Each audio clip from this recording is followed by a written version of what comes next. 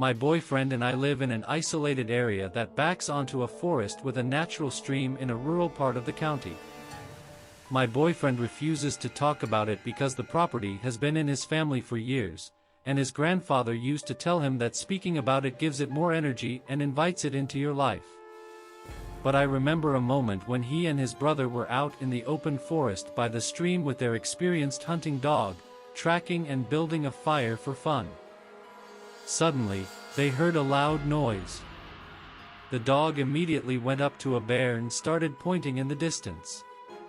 They couldn't see anything, but the dog kept walking and pointing until it seemed like something was approaching, and then it ran away. I never stepped out of the tree line, presumably because of the fire, but they both heard what sounded like a scream and then ran back to the cabin. Their father was an avid hunter and would go into the forest with a bow and arrow, a tough guy. He was waiting in the same area of the forest near the stream, I would say around 4:30 or 5 in the morning, and apparently saw or heard something that scared him so much he swore he would never go back without being armed for protection.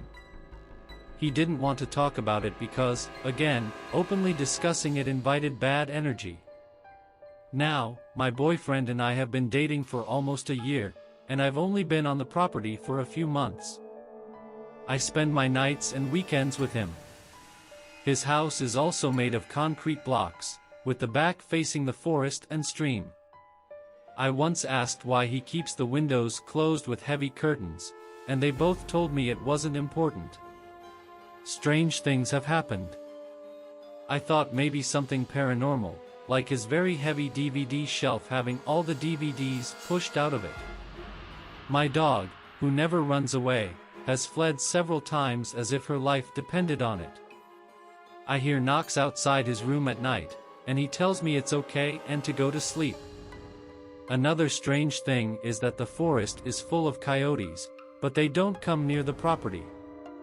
And sometimes, when I'm alone, it feels like someone is moving outside, but when I look, there's no one there. I work late into the night. Now, as I was driving down the S-curve to his house, there was a tall figure looking at me. It ran away when my dog lunged at the car window. His mother doesn't live there anymore. She gave them the house after the divorce and the death of their father. But she told me I'm not crazy. The house has a heavy feeling, and things have always been strange on the property. Her father owns the land. I think she and one of the boys saw a large figure looking at her once from the top of a tree with red eyes reflecting. And when they tried to make my boyfriend look, it took off, climbing quickly. Apparently, it wasn't the first encounter for her. She also confirmed that her father knew something was wrong, and as he got older, he would have episodes of what they called madness, where he would run out of the house and start yelling for them to run down the road and see what was happening. He would tell them there was someone or something outside the house and to start running. When they woke up in the morning, there was no evidence of anything, just bullet holes. It was strange. He swore he wasn't crazy. Whatever lurks in those woods is not friendly.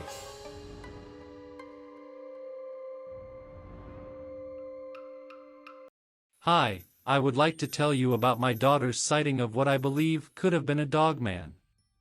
It was in the fall of 2014 when I had recently started a new job at the Veterans Administration in SAJ, which was a 1 hour and 45-minute commute from my house. I would leave for work at 6:15 in the morning to arrive at 8 o'clock. My daughters were 12 and 10 years old at the time. We lived in rural Montcalm County, Michigan. Our driveway was about 100 meters long, and around 7 o'clock, I received a frantic call from my daughters. They were screaming about a white dog monster that chased them back to our garage and caused them to miss the bus.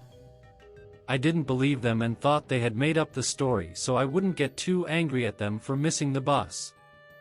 Since I had just started the new job, I couldn't take them to school. It's important to note that both of my daughters were straight A students, extremely athletic, and well-respected kids, and neither before nor after this incident had they ever missed a bus.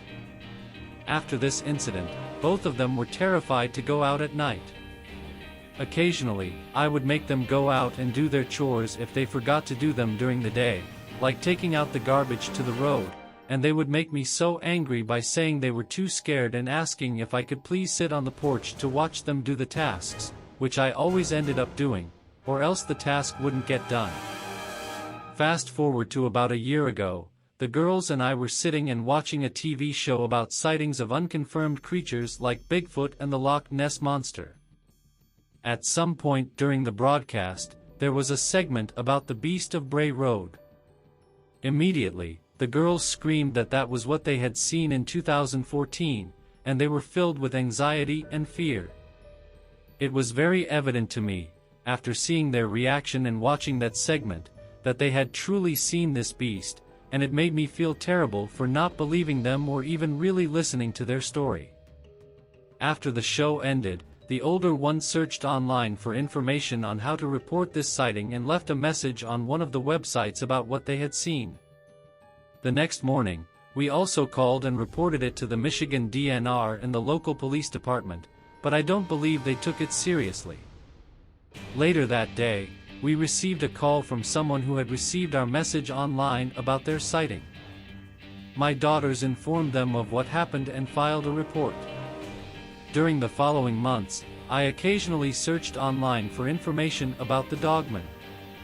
As crazy as it sounds, I believe I saw one about 25 years ago. I was with my boyfriend at the time, driving around and drinking some beers. We were about a mile south of the Carson City Prison on Black Mirror Road. I had turned my head to say something to him, and when I looked back on the road, I saw a white creature that appeared to be crawling toward the ditch on the right side of the road.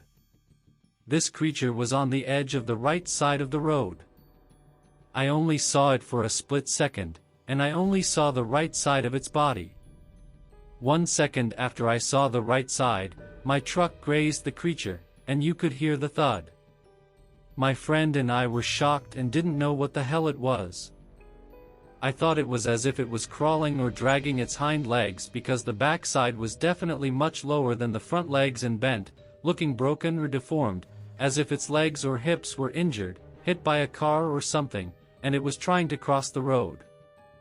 I pulled the truck over, was very upset and nervous because I wasn't sure what the thing was, and even the thought crossed my mind that maybe it was a naked person I had hit. We shone the area and didn't see any blood, hair, or body. The next morning, I looked again and found nothing. I even listened to the news for the next several nights to see if there was any report of a hit and run or something like that, and thankfully, there was no report of anyone being hit. I described it to my family as looking like a sheep that had just been sheared, all white, like a hairless body, but larger than a sheep. Everyone teased me and insinuated that I was drunk. It didn't take long for me to stop talking about it with them, and in the back of my mind, I started doubting myself and what had happened. Over the years, I never forgot about it, but I never thought about it again until I saw the segment about the beast of Bray Road and realized that my daughters weren't making up a story. I've been researching this creature online for some reason. I didn't connect the creature my daughters saw with the thing I saw until I started seeing pictures and drawings of the creature online. I realized, after seeing some profile views of the beast, that the thing I saw probably wasn't injured but rather in a crouching position. I noticed that its hind legs weren't injured, broken, or deformed, it was just sitting on its haunches. This also explains why, if it was already injured and then hit and dragged by my truck, we didn't find it anywhere because the angle of its body when I saw it looked like the position of an animal unable to move its hind legs. So, to add to the collision, the animal wouldn't have gotten far from the spot where my vehicle hit it. However, if the creature wasn't actually injured but merely crouching as seen from a profile view, it would be reasonable to assume that the creature wasn't very hurt from the collision and simply ran away. The reason I'm writing this now is that recently, I talked to some other people who have seen the same type of creature. Additionally, the girls made a drawing of the creature they had seen, and I posted the drawing in our community group on Facebook, simply asking if anyone had ever seen a creature like this. I received some responses that gave me chills. One thing is certain, the creature exists and is still at large.